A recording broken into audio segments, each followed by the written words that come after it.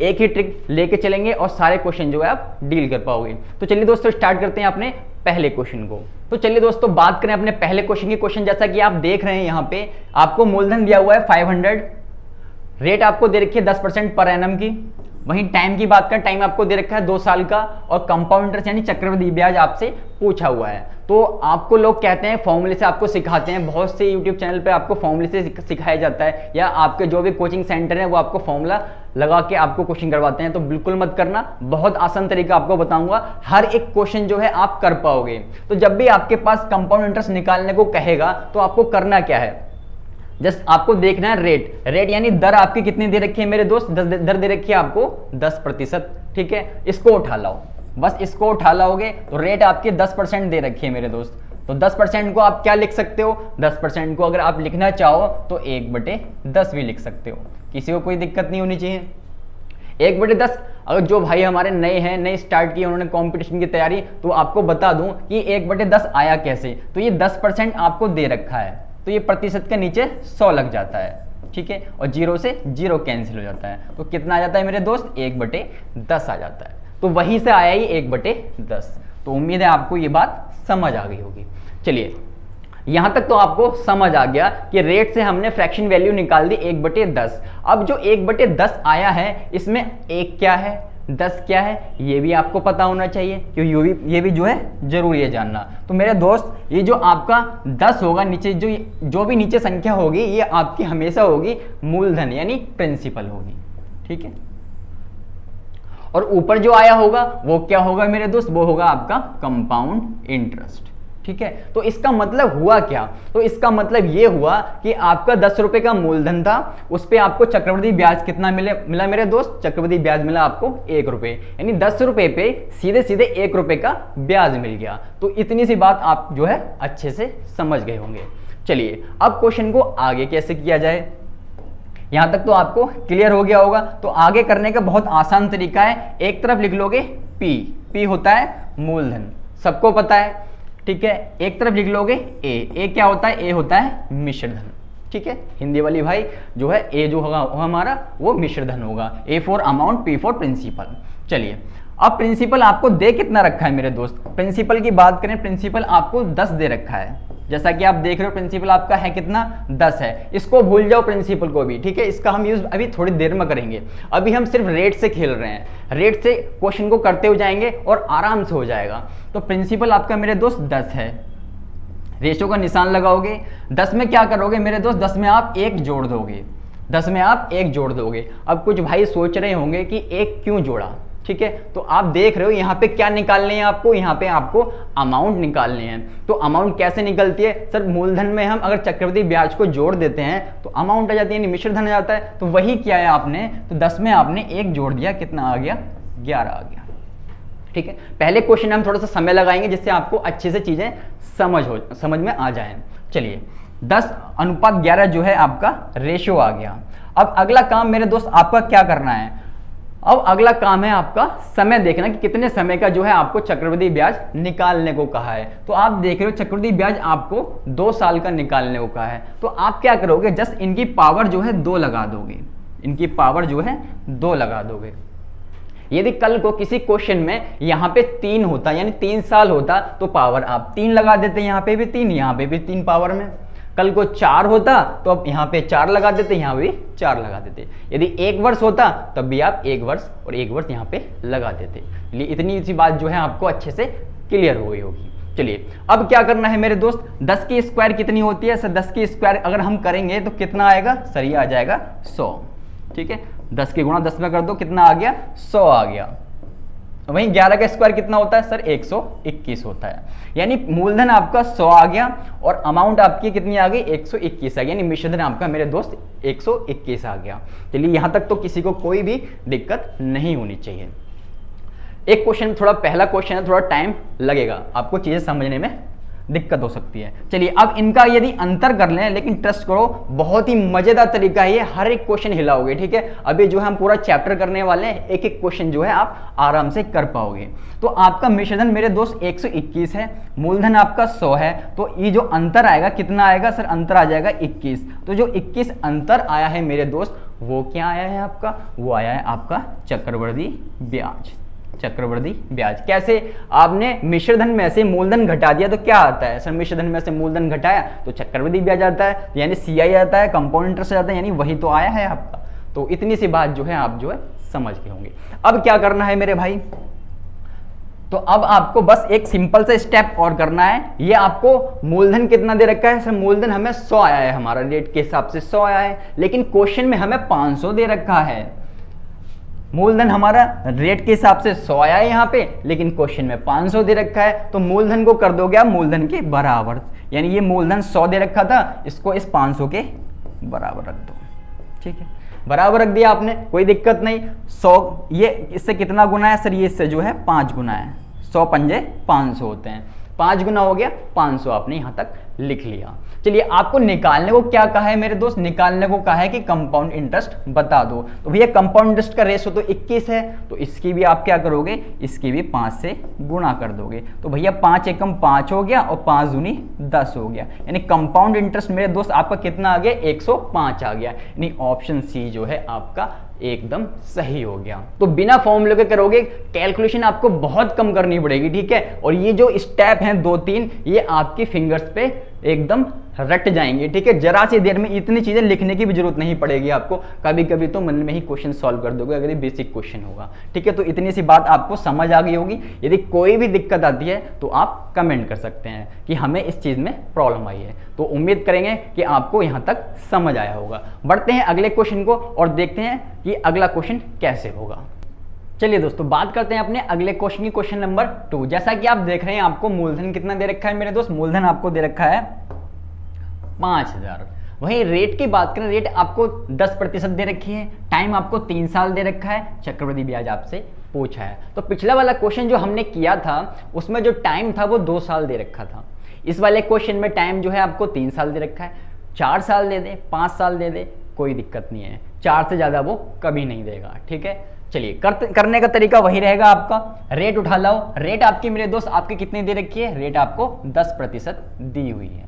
10% को आप क्या लिख सकते हो, 1/10 लिख सकते हो, कोई दिक्कत नहीं यहां तक। चलिए अब जो 1/10 आया है आपका, इसमें 1 क्या है, 10 क्या है, ये जैसा कि मैं आपको पहले क्वेश्चन में ही बता चुका हूं, ये जो आपका नीचे वाला होगा ये हमेशा आपका प्रिंसिपल होगा यानी मूलधन होगा, ये जो ऊपर वाला होगा ये हमेशा आपका चक्रवृद्धि ब्याज होगा। यानी इसका मतलब सीधा सीधा ये हुआ कि 10 रुपए पे आपको 1 रुपए ब्याज के रूप में मिल रहे हैं।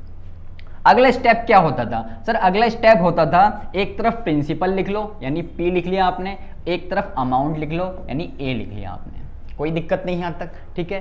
प्रिंसिपल आपका मेरे दोस्त कितना दे रखा है सर, प्रिंसिपल हमें दे रखा है 10, प्रिंसिपल आपका 10 दे रखा है, अनुपात का निशान लगाते थे।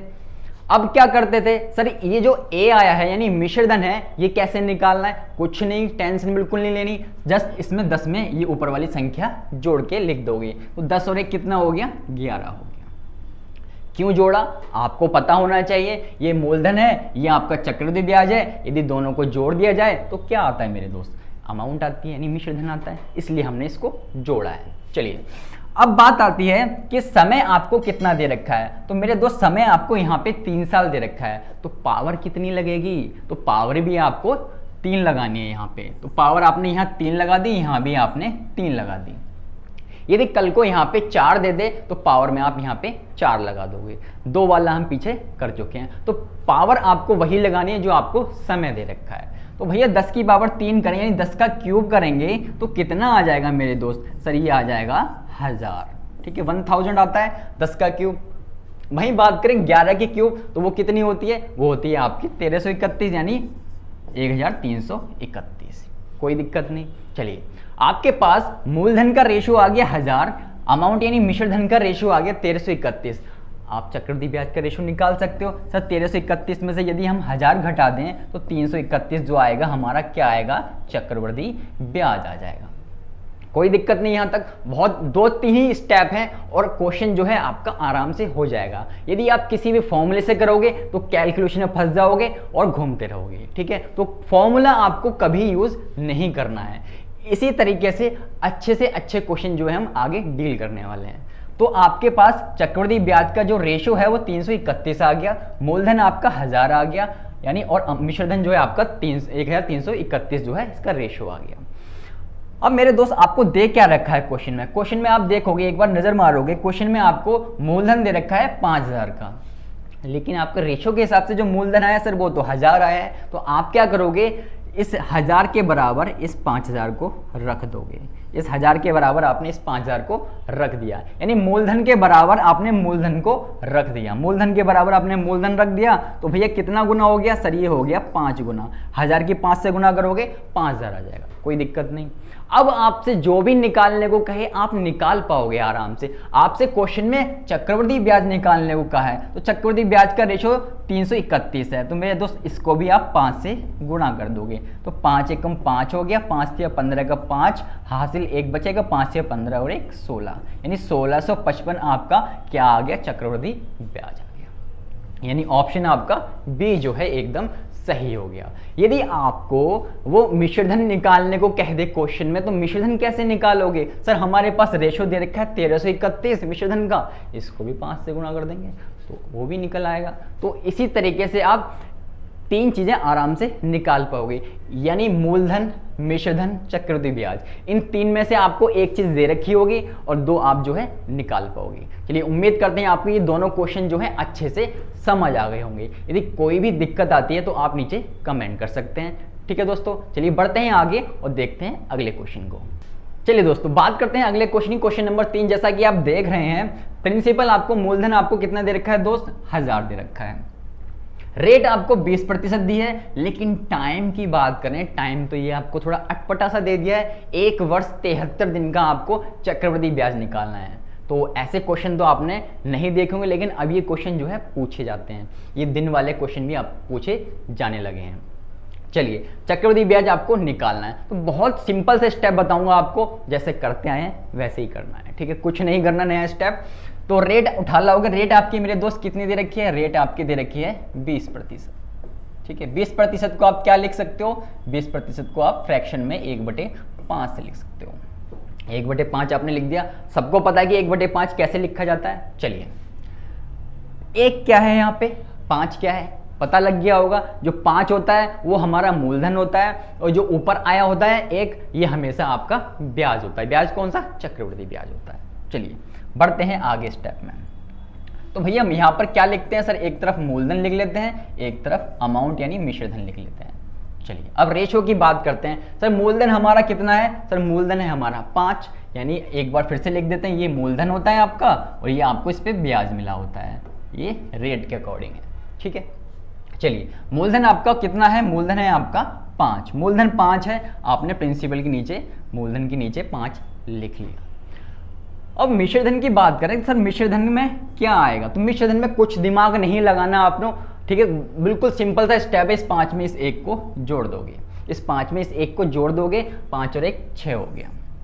चलिए अब थोड़ा सा आपको बता दें जोड़ा क्यों गया है, ठीक है। ये भी पता होना चाहिए क्यों जोड़ा गया है। तो अब जैसा कि आप देख रहे हो ये मूलधन है, ठीक है। ये आपका ऊपर वाला चक्रवृद्धि ब्याज है। यदि आप मिश्रधन निकालते हो तो मूलधन में चक्रवृद्धि ब्याज जोड़ दोगे तो आपका मिश्रधन आ जाएगा। तो वही तो किया है हमने, मूलधन में चक्रवृद्धि ब्याज जोड़ दिया, हमारा मिश्रधन आ गया। बस इतना सा स्टेप आपको ध्यान रखना है। चलिए अब आती है बात जो है, अब इसकी पावर पे क्या लगाएं? तो इसकी पावर पे आपको क्या है, टाइम कितना दे रखा है? सर टाइम जो है हमें 1 वर्ष 73 दिन का टाइम दे रखा है। तो इसको कैसे लगाएं इस पे? तो आपको एक चीज याद रखनी है, ये जो आपको पूरा वर्ष दे रखा है सिर्फ इसको देखो, कितना दे रखा है? 1 वर्ष दे रखा है। तो 1 लगाने की जरूरत है यहाँ पे। सर हम 5 की पावर अगर 1 कर दें तो तब भी तो वो 5 ही रहेगा तो वो 5 ही। यदि 2 होती तो आप जरूर लगाते 2, क्योंकि वो 25 हो जाता। चलिए 1 वर्ष की कहानी तो खत्म हो गई, लेकिन कहानी आती है अब 73 दिन की, कि 73 दिन को कैसे सॉल्व किया जाए। तो बहुत ही सिंपल स्टेप है। ये आपको कितने दे रखे हैं? ये आपको दे रखे हैं 73 दिन दे रखे हैं। तो भैया 73 दिन दे रखे हैं।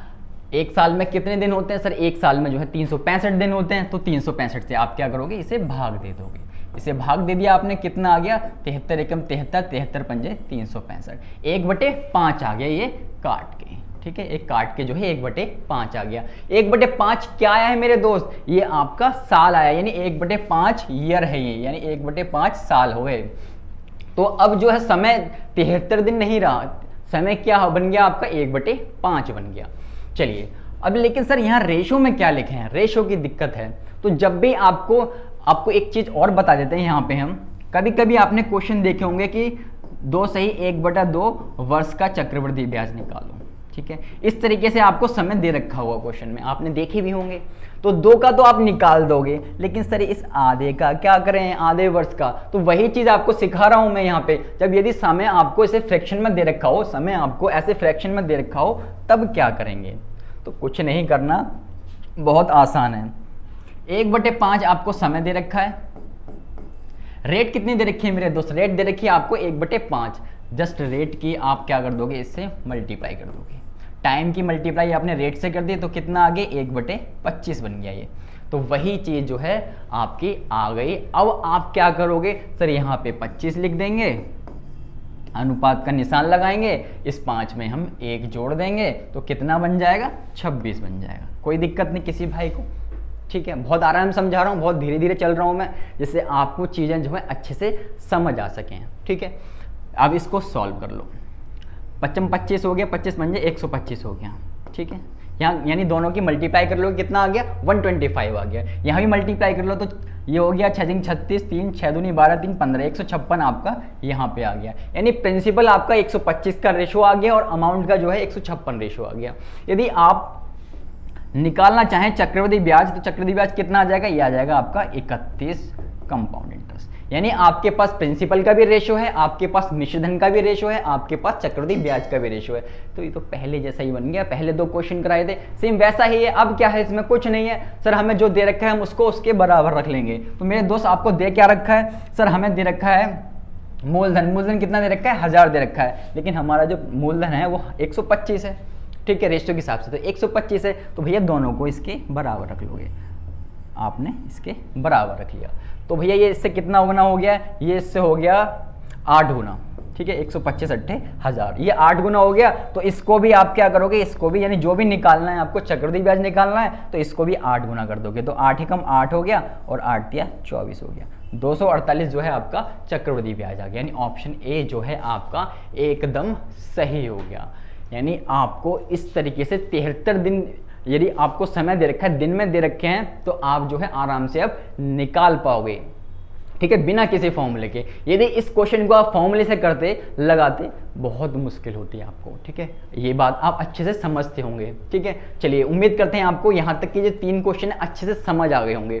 चलिए बढ़ते हैं आगे और देखते हैं अगले क्वेश्चन को, और मैं आपको 100 क्वेश्चन कराऊंगा, 100 क्वेश्चन एकदम निचोड़ है ये चक्रवृद्धि ब्याज का, ठीक है, एक भी क्वेश्चन जो है नहीं रहेगा आपका, कोई भी बुक उठा के देख लेना, ठीक है, कोई भी बुक उठा के देख लेना, आराम से हर एक क्वेश्चन, लेटेस्ट टीसीएस वाले क्वेश्चन जो है आप आराम से कर पाओगे, कोई दिक्कत नहीं आएगी, सारे अपडेटेड क्वेश्चन है, ठीक है, सिर्फ 100 क्वेश्चन और आपका ये चैप्टर जो है एकदम पक्का हो जाएगा। चलिए बात करते हैं अगले क्वेश्चन की। क्वेश्चन जैसा कि आप देख रहे हैं क्वेश्चन नंबर 4, जब क्वेश्चन इस तरीके से लैंग्वेज में आ जाए, कह रहा है 1200 रुपए पर 20% प्रति वर्ष की दर से 2 वर्ष का चक्रवृद्धि ब्याज ज्ञात करें, ठीक है, जब ब्याज की दर जो है चक्रवृद्धि वार्षिक हो। जैसा कि आप देख रहे हो यहाँ पे आपको मूलधन 1200 दे रखा है, रेट आपको 20% दे रखी है, टाइम आपको 2 वर्ष दे रखा है, पूछा क्या है मेरे दोस्त, पूछा आपसे चक्रवृद्धि ब्याज है। तो कुछ नहीं है क्वेश्चन में, रेट उठा लाओगे, रेट कितनी है मेरे दोस्त, रेट है आपकी 20%। 20% को आप क्या लिख सकते हो सर, 20 एकम 20, 20 पंजे 100, 1/5 जो है आप लिख सकते हो। अब 1/5 लिखते ही आपके मन में एक बात आ गई होगी कि यहाँ पे 1 क्या है और 5 क्या है। तो मेरे दोस्त 5 जो है यहाँ पे क्या होता है, सब नीचे वाला जो होता है वो हमेशा मूलधन होता है, यानी प्रिंसिपल होता है। वहीं ऊपर वाले की बात करें वो हमेशा क्या होता है, वो हमेशा चक्रवृद्धि ब्याज होता है, यानी 5 रुपए पे आपको 1 रुपए ब्याज के रूप में मिल रहे हैं। तो भैया क्वेश्चन खत्म हो गया, क्वेश्चन में आप क्या बचा, कुछ नहीं बचा सर, एक तरफ P लिख लो, एक तरफ A लिख लो, P आपका मूलधन होता है, A आपका मिश्रधन होता है। चलिए मूलधन की बात करें मेरे दोस्त, तो मूलधन आपका यहाँ पर कितना दे रखा है? सर मूलधन हमारा 5 है। अनुपात का निशान लगाओगे, जस्ट इसमें इसको जोड़ दोगे, 5 और 1 कितना हो गया? 6 हो गया। आपको बताया था मैंने कि ये क्यों जोड़ते हैं, ठीक है। तो जैसा कि एक बार फिर से बता देता हूँ, ये मूलधन है आपका, ये चक्रवृद्धि ब्याज है। यदि मूलधन में चक्रवृद्धि ब्याज जोड़ दोगे तो क्या आता है मेरे दोस्त? मिश्रधन आता है। तो मिश्रधन का ही रेशो पूछा था आपसे, तो 5 और 1 6 हो गया। मिश्रधन का रेशो जो है 5:6 जो है आपका आ गया। यहाँ तक कोई दिक्कत नहीं। चलिए अब अगला नंबर क्या होता है? अगला नंबर सर होता है समय देखना है कि कितना समय दे रखा है। तो आप देख रहे हो समय यहाँ पे कितना वर्ष दे रखा है? सर 2 वर्ष का हमें चक्रवृद्धि ब्याज निकालना है। तो 2 वर्ष का चक्रवृद्धि ब्याज निकालना है, कुछ नहीं है आपके लिए। अब तो आप चाहे 2 का पूछे, 3 का पूछे, 2.5 का पूछे, आप जो है आराम से निकाल पाओगे। पावर आपने 2 लगा दी। चलिए 5 की स्क्वायर करेंगे कितना आएगा? 25 आ जाएगा। 6 की स्क्वायर करेंगे कितना आएगा मेरे दोस्त? 36 आ जाएगा। यानी मूलधन का रेशो 25 है, मिश्रधन का रेशो 36 है। तो चक्रवृद्धि ब्याज का रेशो कितना होगा मेरे दोस्त? चक्रवृद्धि ब्याज का रेशो आपका आ जाएगा 11। चक्रवृद्धि ब्याज का रेशो कितना आ गया? 11 आ गया। चलिए मूलधन आपको रेशो के हिसाब से आपका मूलधन कितना है मेरे दोस्त? रेशो के हिसाब से मूलधन है 25, लेकिन आपको दे कितना रखा है? सर ये 1200 दे रखा है हमें। कुछ नहीं घबराना बिल्कुल भी। सर मूलधन के बराबर इस मूलधन को रख देंगे। मूलधन के बराबर आपने मूलधन को रख दिया, कोई दिक्कत नहीं यहाँ तक। चलिए अब क्या करना है? सर अब देखना है कि इससे कितना गुना है। तो इससे कितना गुना होगा मेरे दोस्त? ये हो जाएगा इससे 48 गुना। अगर किसी को दिक्कत आती है कि इससे कितना गुना है, कैसे पता करें, तो आपको बिल्कुल नहीं घबराना। ये जो नीचे दे रखा है 1200, इसको ऊपर लिखोगे। ये जो ऊपर दे रखा है 25, इससे भाग दे दोगे, तो जो भी आएगा वो उससे उतना ही गुना होगा। ठीक है, एक एक स्टेप आपको धीरे धीरे समझा रहा हूं जिससे आगे कोई कंफ्यूजन रहे ही ना। तो ये इससे 48 गुना हो गया। तो मेरे दोस्त आप क्या करोगे? इसको भी 48 गुना कर दोगे। ठीक है, तो 11 8 88 हो गया। बचा कितना? 8 बचा आपका। 11 चौक 44 हो गया। 44 और 8 कितने होते हैं? 52 होते हैं। यानी 528 जो है आपका चक्रवृद्धि ब्याज आ गया। यानी चक्रवृद्धि ब्याज कितना आ गया? 528। ऑप्शन आपका कौन सा सही हो गया? ऑप्शन आपका डी जो है एकदम सही हो गया। कोई दिक्कत नहीं, यहाँ तक बहुत आराम से कर पाओगे, एक एक क्वेश्चन कर पाओगे। ठीक है, अब तो ठीक है, लेकिन आपको ध्यान इन्हीं का रखना है। ये 2 स्टेप हैं, ये 2 स्टेप अगर आपने क्रॉस कर लिए तो क्वेश्चन में कुछ नहीं है आपके लिए, और 2 स्टेप तो आपको अच्छे से समझ आ ही गए होंगे। चलिए बढ़ते हैं आगे और देखते हैं अगले क्वेश्चन को। चलिए दोस्तों बात करें अगले क्वेश्चन जैसा कि आप देख रहे क्वेश्चन नंबर 5 आपके सामने है।